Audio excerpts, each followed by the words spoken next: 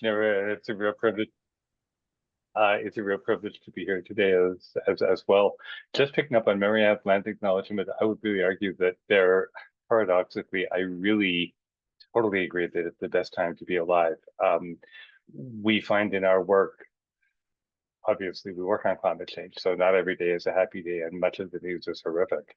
But there is an honor and a joy in being able to be in this fight, and not because there's any guarantee that we're going to win. I don't think humanity's ever had any guarantees, but because we can help shape that outcome, and we can all of us be doing things tangibly and practically to push and pull and prod things in the direction we need. We know that we need them to go, which generally means, Christian, not being taciturn, but you already knew that. We do the work by keeping in mind the risks and the betrayals and the awful news we heard from you earlier, Nira, but always bringing it home to what institutions as well as individuals can do to solve this, to move towards solutions, not just in our day-to-day life, but in the way our organizations and our society function and are structured, focusing on those solutions and on the what's next. I have found is really an excellent way, perhaps the only real way, to help more and more people see themselves in the picture of climate solutions. And rather than or alongside raising our voices in a way that amps up climate despair and paralysis. So that's a careful balance that shifts by the day and that the mix we try to be really aware of every day. And as you can tell, none of those comments were scripted, so I'll be very curious about the evaluation afterwards.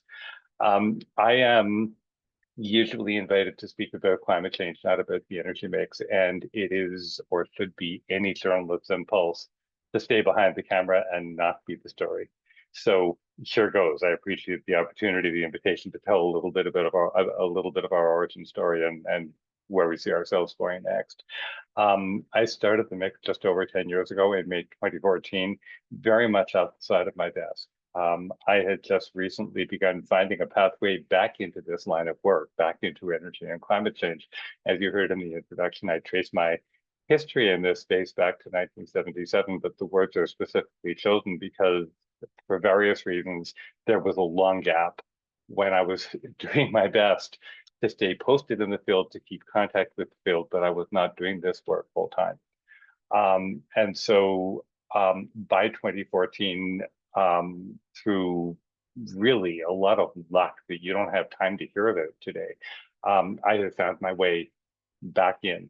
And what I did know at that point was that even in the first part of 2014, so a year and a half before the Paris Climate Conference, there was already way more climate news than anybody had time to keep track of. And I think it's probably gone through, I know it's gone through multiple doublings since, so that there's so much more now than there was then. But even then, I knew nobody who was caught up in their climate and energy reading who wanted to be. So when I heard about a startup called Newsana, which was essentially, it was a short-lived attempt to involve subject specialists in producing content for micropayments as a way of trying to imagine a new business model for journalism at a time when, even more than today, there was none. You know, we knew that the conventional models were dying. It was terrifying to see that there was nothing to fill the gap. And Newsana was trying to create that alternative. So at that point, I was not functioning as a journalist, but not calling myself one because of the way the profession is set up and sees itself. I had no inkling that I would ever be able to find my way back. But I did see this, see the energy mix initially as a way of maybe making some very small contribution to helping the profession figure itself out and figure out how to sustain itself. And at the same time, streamline the news search for friends and colleagues. You know, not that anybody would ever find then or now all of the climate and energy news they need on the energy mix. We've only produced about 30,000 stories and headlines over the last decade. And I mean it, about the only, because there is so much else going on.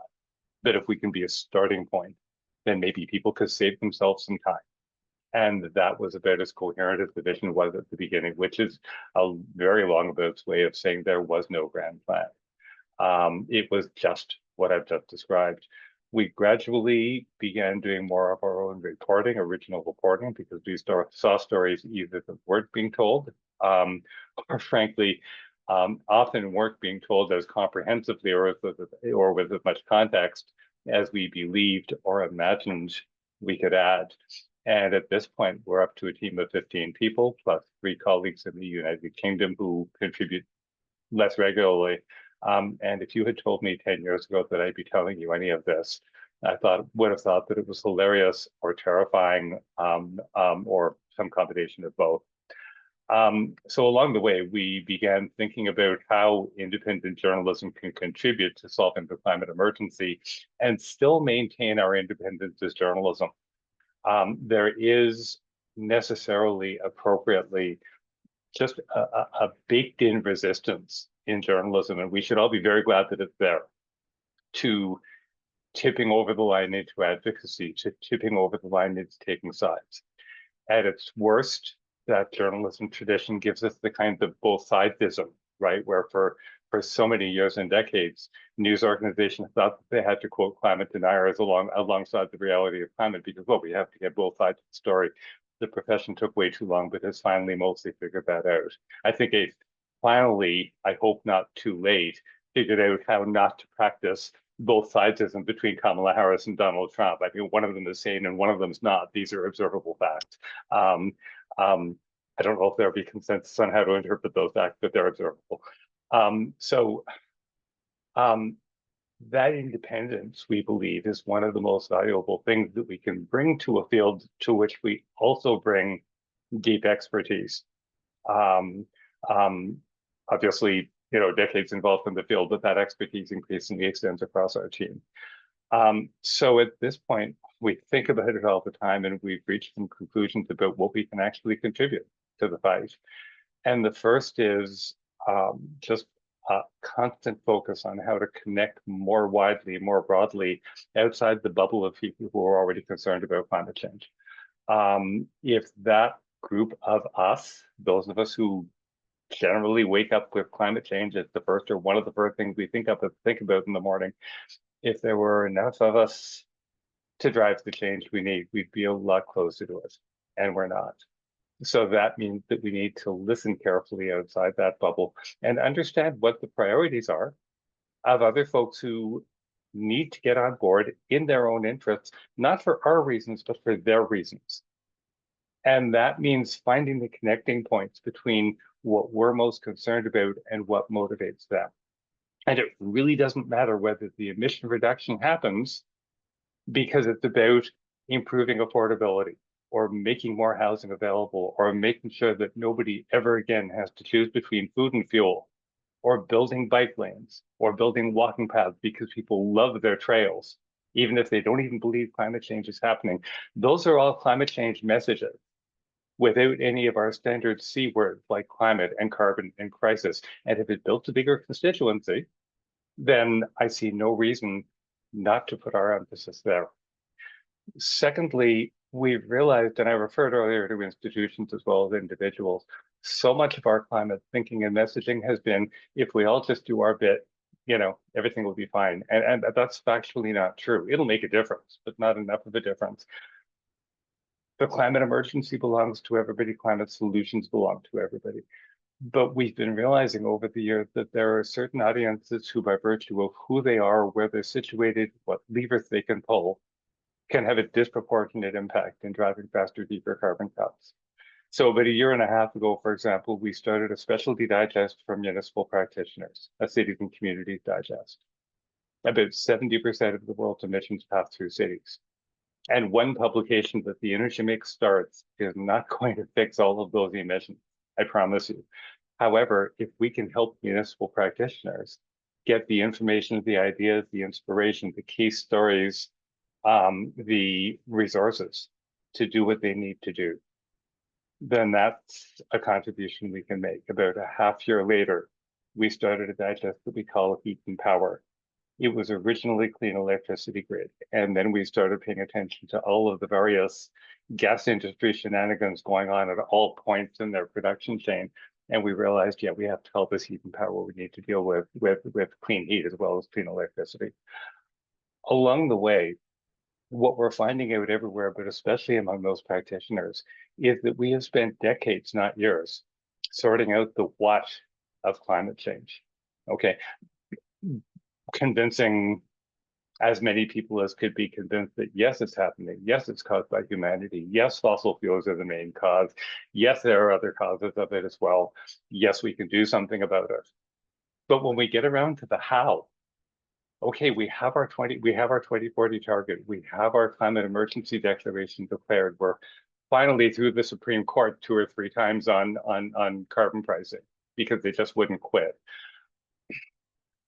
Does anybody really have a concrete idea of how we're going to get to that net zero target? So the how ends up being more complicated and way more fascinating than anything that we thought we were dealing with before. And what a privilege for a group of writers and editors and communicators to be able to play some role in helping practitioners sort out those very difficult, complicated details. Alongside all of that, we're in an age of disinformation. So people need to be able to trust the news and the information that crosses their desks. And to us, that really underscores that what we do is news, not advocacy. That we necessarily and every day work to bring a steadiness and a reliability to what we produce. Not because we're all of that, but because what we're doing has no value if people can't trust it. And that's what makes us a news organization as opposed to advocacy. Advocacy work is so important. I'm not talking it down. But at some point, we realized that this was the best contribution that we could bring to be the community's news outlet. You know, think of a community paper for your local neighborhood, but our community is not geographic. It's a community of interest and it's a global community. So that's where the energy mix has ended up, you know, initially by accident, now by a little bit, you know, a little bit more deliberate planning, or I hope a lot more. And in the end, yeah, we are biased. If biased means that we recognize the science of climate change, we don't think there are any two sides about it. We recognize the science is constantly changing, and that's another fascination and another complication. We're biased that this is the civilizational challenge of our lifetimes. And as I was suggesting earlier, that on most days it feels like an honor to get to be able to do something about it or try to. And once the key point is that once a story is assigned, the way we express that bias is to practice journalism right down the line. So we go out, we do the research, we conduct the interviews, we follow the evidence where it leads without fear or favor. And if the story doesn't go in the direction we thought it would, or if it doesn't go in a direction that we personally like, that does not change the arc of the story one whit. You know, we've taken up stories over the years where we thought we were telling a wonderful story about a new green hydrogen development in Nova Scotia that was going to be powered by wind turbines, until we found out that for the first 5 years it was going to be powered by coal. And that after that, it might be cannibalizing wind energy that was needed for a provincial grid that is also cannibalized by coal. So we told the story the way it revealed itself to us, especially because it wasn't what we expected. And that's what makes it journalism, not advocacy. So recently, I hope there's a time cue because I've been watching the timer for we're still green. Okay, thank you. Some of the things that we've done recently, we've expanded our news team by establishing our very first ever Stephen Lewis Climate Journalism Fellowship. And that person literally yesterday or the day before learned that they'll be joining our team later this month. And we are just way over the top excited about that. We have brought together a 2.5 member community engagement team because it is so important to us that just writing the story and getting it on our website is the beginning. It's just barely the end of the beginning. If the story does not reach the audiences that can actually do something with it, then really there was no point producing it in the first place. So left to our own devices, we will always devote equal resources to the news gathering and then to the engagement and the audience outreach. And we deliberately don't call this marketing. We're not pitching things at anybody. We're trying to show up and say, how can we help? And so the community engagement team responsibility is to bring together the audiences around that content so that the news that we produce can actually drive that difference.